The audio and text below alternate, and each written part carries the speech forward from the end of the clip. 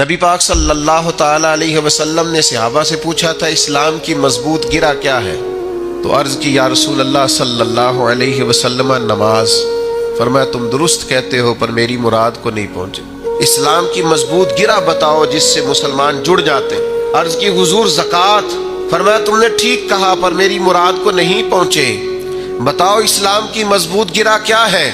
عرض کی یا رسول اللہ صلی اللہ علیہ وسلم حج۔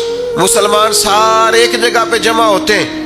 حضور نے فرمایا بات تمہاری ٹھیک ہے پر تم میری مراد کو نہیں پہنچے۔ تو یا رسول اللہ آپ بتائیے۔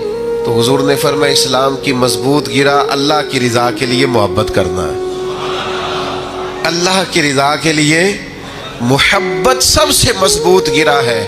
پیار کرو، محبت کی بولی بولو، ایک دوسرے کے بارے میں گفتگو میٹھی کرو، انداز تکلم کے اندر حسن لاؤ۔